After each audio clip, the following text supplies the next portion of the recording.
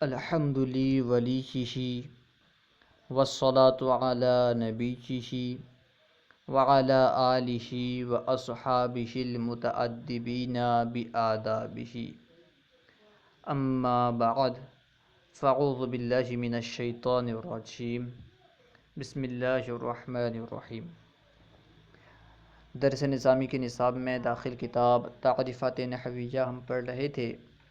اس میں مذکور تقریباً 80 اصطلاحات کی تعریفات ہم پڑھ چکے تھے۔ آج ہم انشاءاللہ عز و جل مزید چند اصطلاحات کی تعریفات پڑھیں گے۔ تو آئیے بلا کسی تاخیر ہم اپنے مقصد کی طرف چلتے ہیں۔ اصطلاح نمبر 81 میں مؤنث قیاسی کی تعریف بیان کر رہے ہیں کہ مؤنث قیاسی کسے کہتے ہیں۔ علم نحو میں مؤنث کی کئی اقسام بیان کی جاتی ہے، مؤنث قیاسی، حقیقی، لفظی، معنوی وغیرہ، اس طرح مؤنث کی کئی اقسام بیان کی جاتی ہیں۔ تو ابھی یہاں پہ مصنف مؤنث قیاسی کی تعریف بیان کر رہے ہیں کہ مؤنث قیاسی کسے کہتے ہیں۔ اصطلاح نمبر 81 المؤنث القیاسی ما فیہ علامت التانیث لفظا او تقدیرا کحبلی و زینبا۔ ترجمہ: مؤنث قیاسی وہ اسم ہے جس میں تانیث کی علامت لفظی یا تقدیری طور پر پائی جائے، جیسے حبلہ اور زینب۔ یعنی مؤنث قیاسی اس اسم کو کہیں گے جس میں تانیث کی علامت لفظی طور پر ہو یا تانیث کی علامت تقدیری طور پر ہو۔ اگر لفظی طور پر تانیث کی علامت ہے تب بھی اسے مؤنث قیاسی کہیں گے، اگر لفظی طور پر نہیں ہے بلکہ تقدیری طور پر ہے تب بھی اسے مؤنث قیاسی کہیں گے۔ اب یہاں ایک سوال پیدا ہو رہا ہے کہ تانیث کی علامت کیا ہیں اور کتنی ہیں، کیونکہ مصنف نے مؤنث قیاسی کی تعریف کیا بیان کی؟ مؤنث قیاسی وہ اسم ہے جس میں تانیث کی علامت لفظاً یا تقدیراً ہو۔ تو تانیث کی علامتیں کتنی ہیں اور کیا کیا ہیں، اب مصنف بیان کر رہے ہیں۔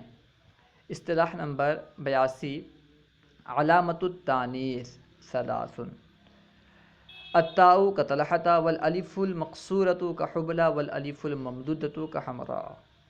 ترجمہ: علامات تانیث 3 ہیں، تا جیسے طلحہ، الف مقصورہ جیسے حبلی، الف ممدودہ جیسے حمراء۔ یعنی علامات تانیث جو ہیں، تانیث کی کل علامتیں 3 ہیں۔ کیا کیا؟ نمبر 1 میں ہے تا۔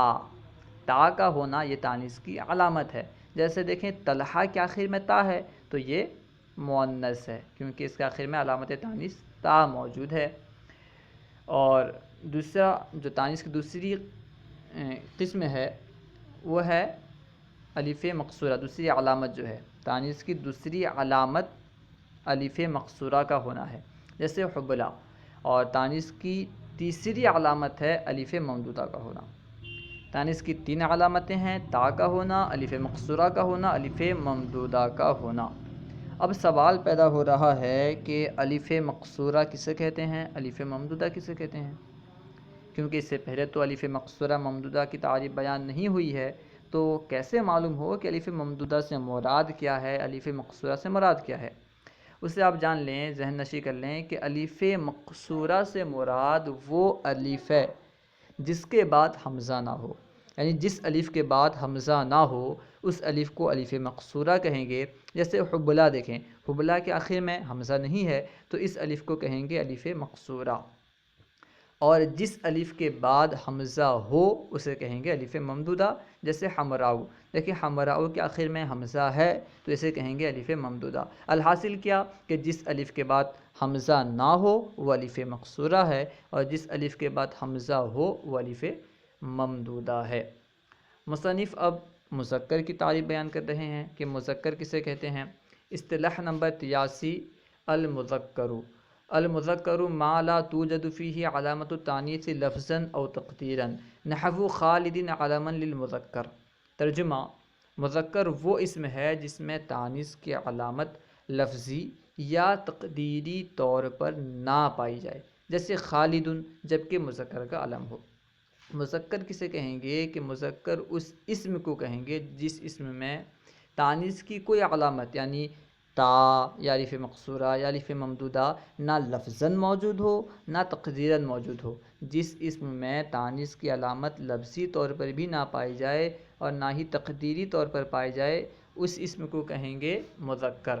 جیسے دیکھیں خالد، خالد ایک آدمی کا نام ہے جسے کہا جاتا ہے، ایک آدمی کا نام ہے اور اس میں تا بھی نہیں ہے، الف مقصورہ بھی نہیں ہے، الف ممدودہ بھی نہیں ہے، تو یہ ہے مذکر۔ اب اصطلاح نمبر 84 میں بیان کر رہے ہیں کہ مؤنث حقیقی کسے کہتے ہیں۔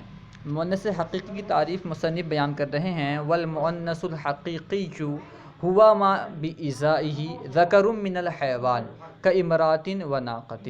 ترجمہ، مؤنث حقیقی وہ مؤنث ہے جس کے مقابل میں نر جاندار ہو، جیسے امرأۃ وناقۃ۔ مؤنث حقیقی اس مؤنث کو کہتے ہیں جس کے مقابل میں کوئی نر جاندار ہو، مذکر جاندار ہو۔ جیسے دیکھیں امرأۃ، امرأۃ کا معنی ہے عورت، عورت کے مقابل میں مرد ہے، تو یہ ہوئی جو عورت، یہ مؤنث حقیقی کہلائے گی کیونکہ اس کے مقابل میں مرد ہے جو کہ نر جاندار ہے۔ اسی طرح جس مؤنث کے مقابل میں کوئی نر جاندار موجود ہو اسے کہیں گے مؤنث حقیقی۔ اب لگے ہاتھ مصنف مؤنث لفظی کی بھی تعریف بیان کر رہے ہیں۔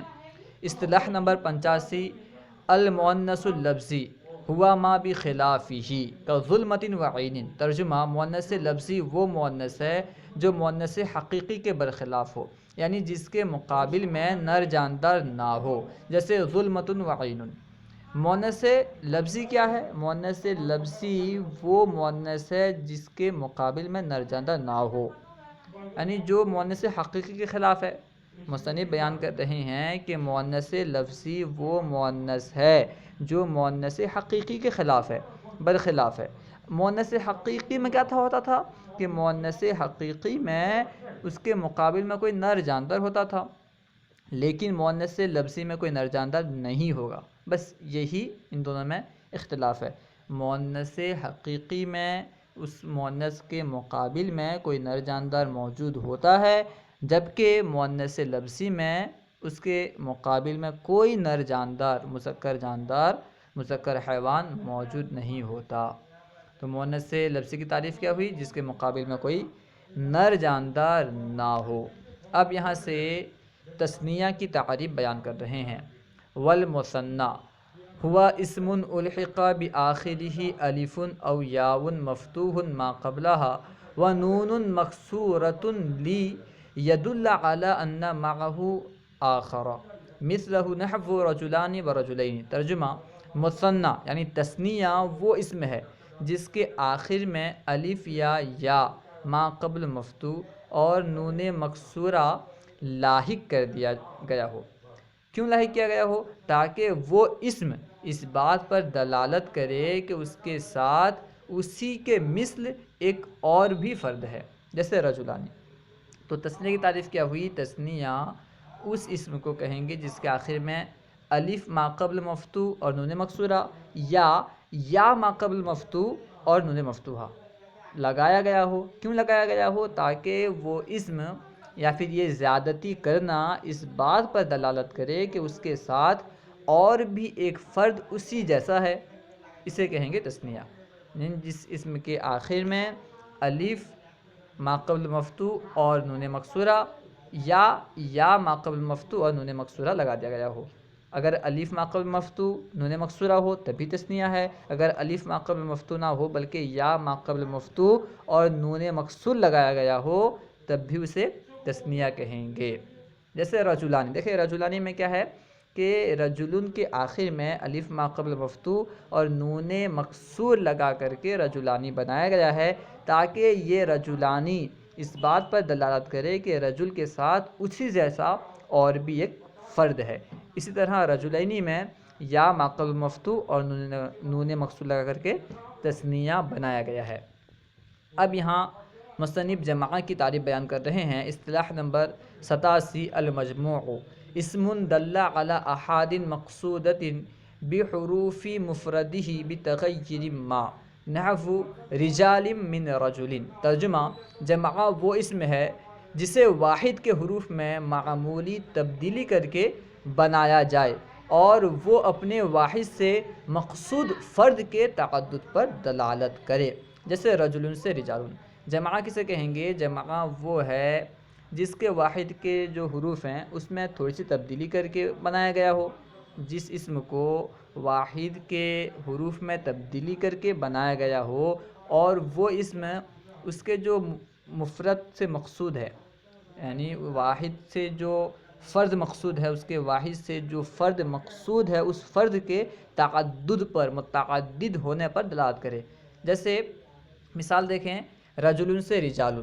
یہاں پہ جو رجال ہے یہ متعدد مرد ہونے پر دلالت کر رہا ہے. رجل سے مقصود کیا ہے؟ مرد. رجال متعدد مرد ہونے پر مرد کی تعدد پر دلالت کر رہا ہے. تو یہ جمع ہے.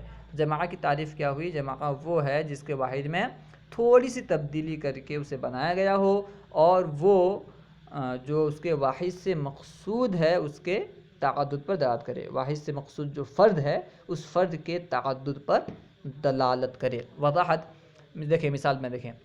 وضاحت اس مثال میں رجالن کو رجلن سے بنایا گیا ہے اور یہ رجلن کے مقصود یعنی مرد کی کثرت پر دلالت کر رہا ہے. رجلن سے مقصود کیا ہے؟ مرد ہے. رجالن مرد کے کثرت پر دلالت کر رہا ہے. اب یہاں سے جمع صحیح کی تعریف بیان کر رہے ہیں. اصطلاح نمبر 88 الجمع الصحیح. جمع صحیح کسے کہتے ہیں؟ الجمع الصحیح ہوا ما لم فیہ یتغیر بناء واحدہ نحو مسلمون. ترجمہ: جمع صحیح وہ جمع ہے جس میں اس کے واحد کی بنا تبدیل نہ ہو، جیسے مسلمون. یعنی جس جمع میں اس کے واحد کی بنا، واحد کی بناوٹ تبدیل نہ ہو، نہ بدلی ہوئی ہو، اسے کہیں گے جمع صحیح. جیسے دیکھیں مسلمون. مسلمون یہ مسلمون سے بنا ہے تو مسلمون پورا اسی طرح باقی ہے جس طرح مسلمون سے پہلے باقی تھا. یعنی مسلمون مسلمون کے اندر پورا باقی ہے، اس میں کوئی تبدیلی نہیں ہوئی ہے، تو مسلمون کو کہیں گے جمع صحیح، کیونکہ اس میں کوئی، اس کے جو واحد کے صیغے میں، واحد کی بنا میں کوئی تبدیلی واقع نہیں ہوئی ہے. تو جمع صحیح کی تعریف کیا ہوئی؟ جمع صحیح وہ جمع ہے جس کے واحد میں، واحد کی بنا میں، واحد کی شکل میں، واحد کی اہیت میں کوئی تبدیلی نہ ہوئی ہو. اصطلاح نمبر 99 جمع مکسر. جمع مکسر کی تعریف: الجمع المکسر وهو ما يتغیر فیہ بناء واحدہ نحو رجال من رجل. ترجمہ: جمع مکسر وہ جمع ہے جس میں اس کے واحد کی بنا تبدیل ہو، جیسے رجل سے رجال. دیکھیں رجل میں جو جیم ہے اس کے بعد الف بڑھا کر کے رجال بنایا گیا ہے، تو رجل کا صیغہ یہ برقرار نہیں رہا، رجل کی بنا باقی نہیں رہی. تو کیونکہ اس میں واحد کا صیغہ بدل گیا ہے، واحد کا جو واحد کی بنا ہے یہ تبدیل ہو گئی ہے، اسی وجہ سے اسے کہیں گے جمع مکسر. مکسر کا معنی ہے ٹوٹا ہوا ہونا. تو کیونکہ یہاں پہ واحد کا صیغہ برقرار نہیں رہتا ہے اس وجہ سے اسے جمع مکسر کہتے ہیں. رجل کا جو صیغہ ہے یہ رجال میں باقی نہیں ہے. کیوں باقی نہیں ہے؟ کیونکہ جیم کے بعد الف کا اضافہ کر دیا گیا ہے، اسی وجہ سے رجل کا صیغہ، رجل کی بنا رجال میں باقی نہیں ہے. تو جمع مکسر اس جمع کو کہیں گے جس جمع میں واحد کی بنا باقی نہ رہے بلکہ تبدیل ہو جائے. جس جمع میں واحد کی بنا، واحد کا صیغہ بدل جائے اسے کہیں گے جمع مکسر. اب یہاں سے جمع مذکر سالم کی تعریف بیان کر رہے ہیں. اصطلاح نمبر 90 جمع المذکر السالم وهو ما الحق بآخرہ واو مضموم ما قبلها ونون مفتوحة كمسلمون او یاء مکسورة ما قبلها ونون كذلك لیدل على ان معه اکثر منه نحو مسلمین. ترجمہ: جمع مذکر سالم وہ ہے جس کے آخر میں واو ما قبل مضموم اور نون مفتوحہ یا ما قبل مکسور اور نون مفتوحہ بڑھا دیا گیا ہو، تاکہ وہ اسم یا یہ زیادتی، خود وہ اسم یا یہ زیادتی اس بات پر دلالت کرے کہ اس کے ساتھ اس سے زیادہ افراد ہیں، جیسے مسلمون اور مسلمین. یعنی اگر کسی واحد کے آخر میں واو مضموم اور نون مفتوحہ لگایا گیا ہو تاکہ وہ اس بات پر دلالت کرے کہ اس کے ساتھ اس سے زائد افراد ہیں، یا کسی واحد کے آخر میں یا ما قبل مکسور اور نون مفتوحہ کا اضافہ کیا گیا ہو تاکہ وہ اس بات پر دلالت کرے کہ اس کے ساتھ اس سے زائد افراد ہیں، تو اسے کہیں گے جمع مذکر سالم۔ جیسے دیکھیں مسلمون اور مسلمینہ، مسلمون میں واو ما قبل مضموم اور نون مفتوحہ کا اضافہ کیا گیا ہے، مسلمینہ میں یا ما قبل مکسور اور نون مفتوحہ کا اضافہ کیا گیا ہے۔ تو یہ ہے جمع مذکر سالم۔ جمع مذکر سالم کا خلاصہ کیا ہوا کہ جس کے آخر میں وہ جمع جس کے آخر میں واو ما قبل مضموم اور نون مفتوحہ یا ما قبل مکسور اور نون مفتوحہ بڑھا کر بنایا گیا ہو، جس جمع کو اس طرح بنایا گیا ہو، کیوں بنایا گیا ہو؟ تاکہ وہ اس بات پر دلالت کرے کہ اس کے ساتھ اس سے زائد افراد ہیں۔ اصطلاح نمبر 91 جمع القلتی۔ جمع قلت کی تعریف بیان کر رہے ہیں۔ جمع القلتی وہو ما یطلق علی العشرۃ فما دونہا نحو اقوال۔ ترجمہ: جمع قلت وہ ہے جس کا اطلاق 10 یا اس سے کم افراد پر ہوتا ہے، جیسے اقوال۔ جس جمع کا اطلاق 10 پر یا 10 سے کم پر ہوتا ہے اسے کہیں گے جمع قلت، جیسے اقوال۔